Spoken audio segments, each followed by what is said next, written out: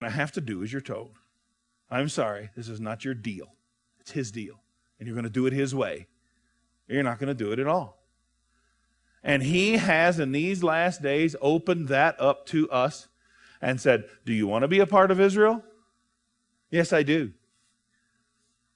Let me tell you how Israel's established. They're established on these laws.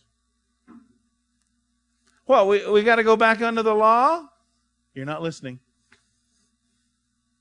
You're not listening if you think that's going back under the law. This is being obedient. This is not being legalistic. This is not adhering to the letters of the law. This is doing as we're told. Your Messiah said so. That's what we need to do. And why is all this important? Because there's a time coming that is going to eat you alive.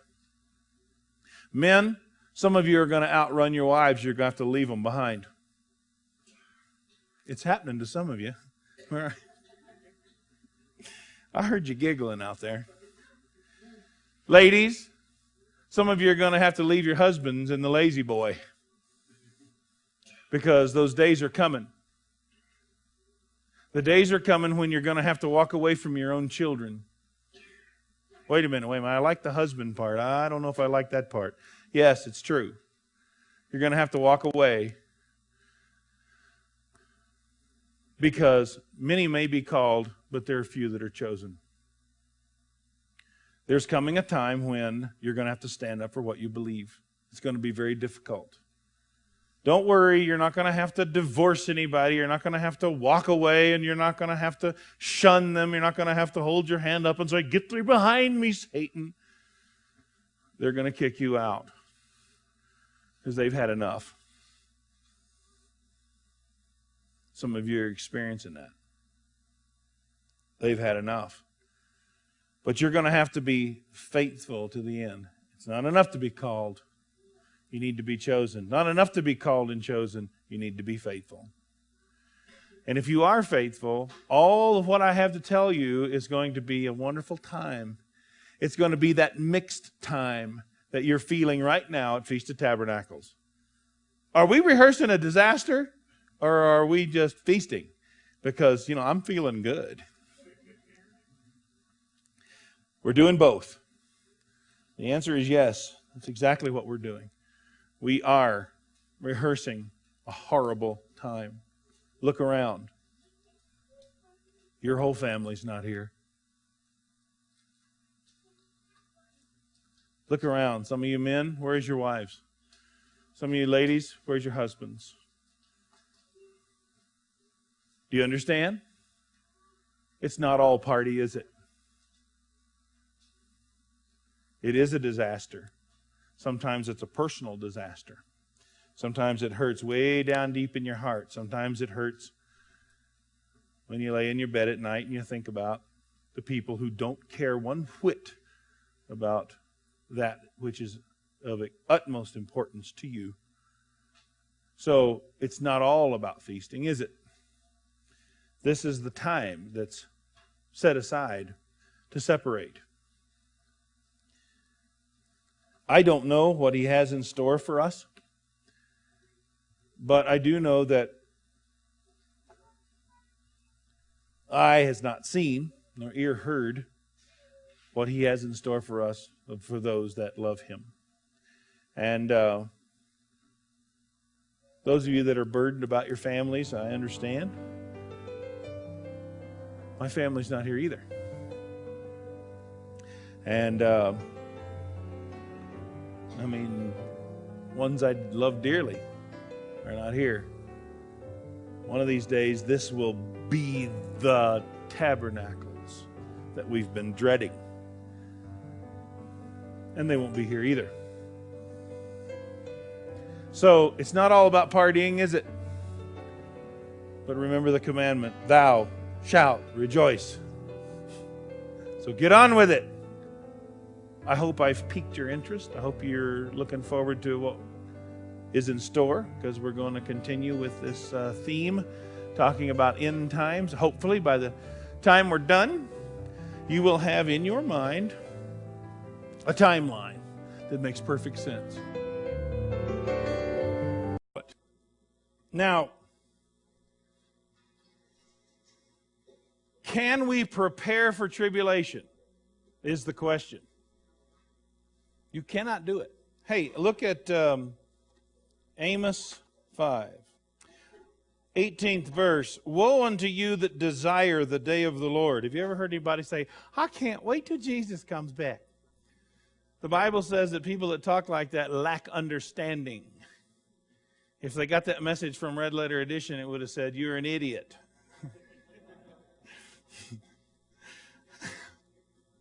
Let me tell you, when this all starts coming apart, you need to know that this is not going to be fun. It was not fun for the children of Israel to trek across the wilderness in fleeing for their lives because Pharaoh was right behind them. Now, it says, woe unto you that desire the day of the Lord. To what end is it for you? The day of the Lord is darkness and not light. As if a man did flee from a lion and a bear met him. You're going to prepare for end times? Is that what you're going to do?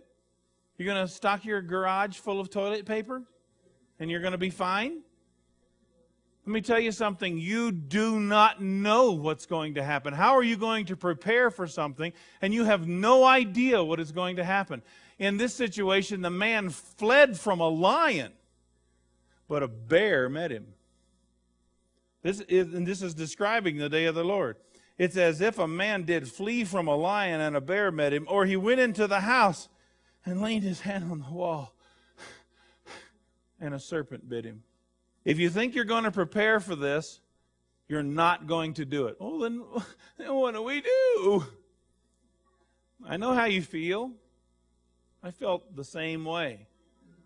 But the more I looked into this, the more I realized that end times or not, Antichrist or not, enemies surrounding us or not, fleeing to the wilderness, having a good solid four-wheel drive and a tent in the back, none of these things, it doesn't really matter. It doesn't matter.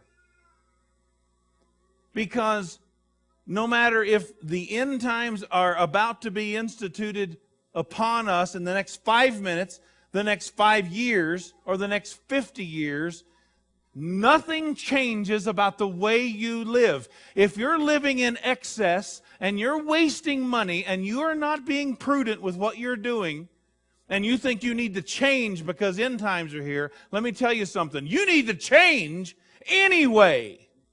You can't live a life of waste and excess and have any confidence at all that you're in any place that you could call safe. It doesn't matter. Not one thing changes about the way you live, whether he'll be here tonight, whether Antichrist raises his head in the morning, whether the cops in black suits show up in the driveway, whether the helicopters fly overhead today and they start jumping out of there with their guns.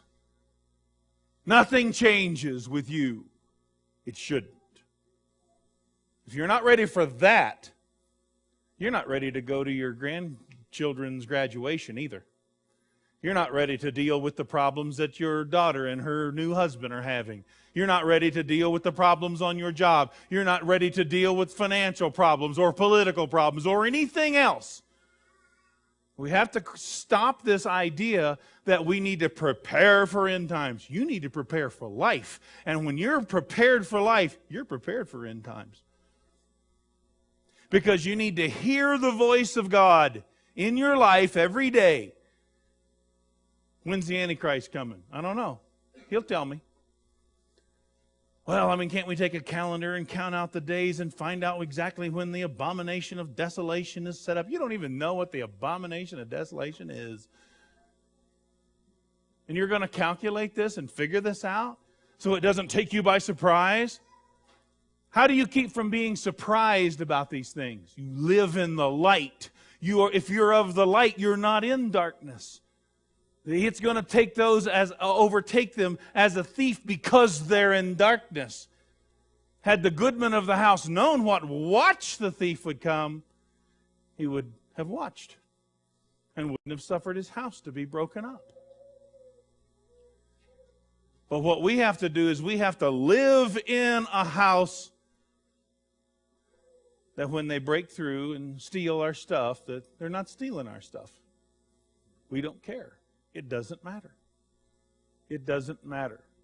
We are in the hands of the Almighty. So when it comes to preparation, please don't take from anything that I'm saying that we all need to buy, fatigues and a good pair of boots. You should have a good pair of boots. And if you weren't so concerned about your cotton-picking Bruno Mollies, that's what you'd be wearing. But you can't wear those to church. These don't go with my purse. You see what I mean?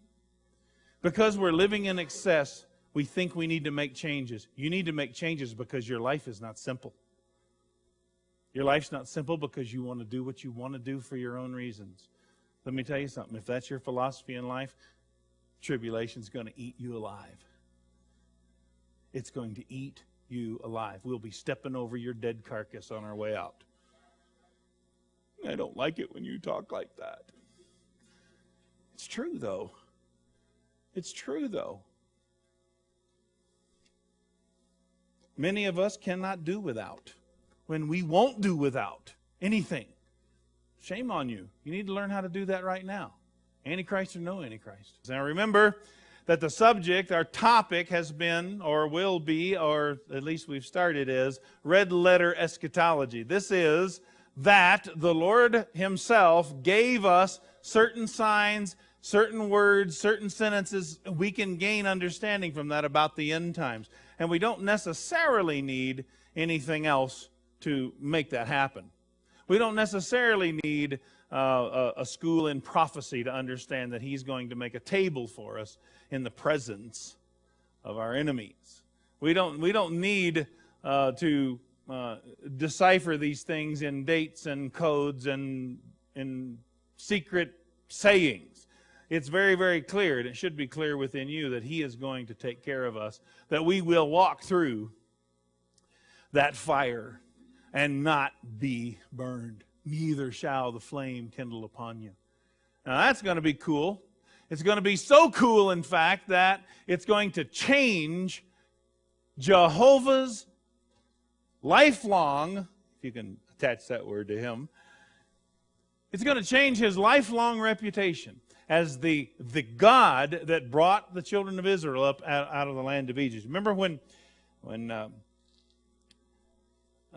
Joshua took the children of Israel over the Jordan. One of the things that they did when they took Jericho, remember what Rahab said? We've heard about your people. The whole city is trembling because we've heard about you.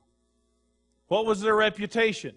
That their God went before them and wiped out enemies, and they were afraid.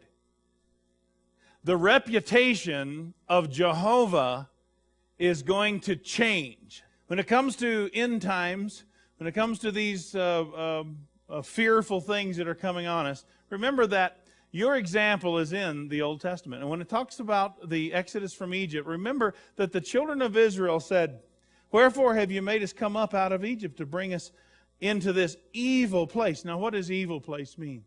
Church has taken the word evil and turned it into something spiritually sinister. But you know, that's not the way the Bible uses the word. You remember the one of the most pronounced usages of this word is when the vision of the evil figs and the good figs. You remember that? They're so evil that no man can eat them. That's what the Bible says. Well, you see, we have a wrong understanding of evil. Evil just means rotten, bad, worse. That it's as bad as it can be. Has nothing to do with being satanic. See, when I say evil, you think satanic. I know you do, because that's the way the church talks. But if you're going to use the words like the Scriptures teach, you got to know what evil is. Evil's just something that's unpleasant. Okay? So he says, "Why have you made us come up out of Egypt to bring us unto this evil place?"